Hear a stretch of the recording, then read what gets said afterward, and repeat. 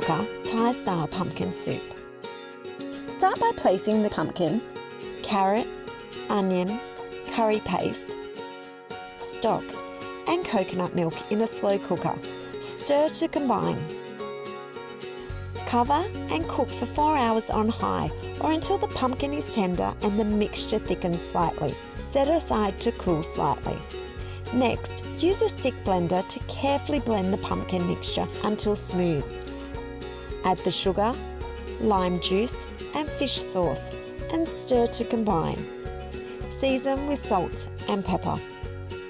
Ladle the soup evenly among serving bowls and serve with bread, then drizzle with coconut cream, season with salt and pepper and top with coriander and chilli, and finish with a drizzle of lime.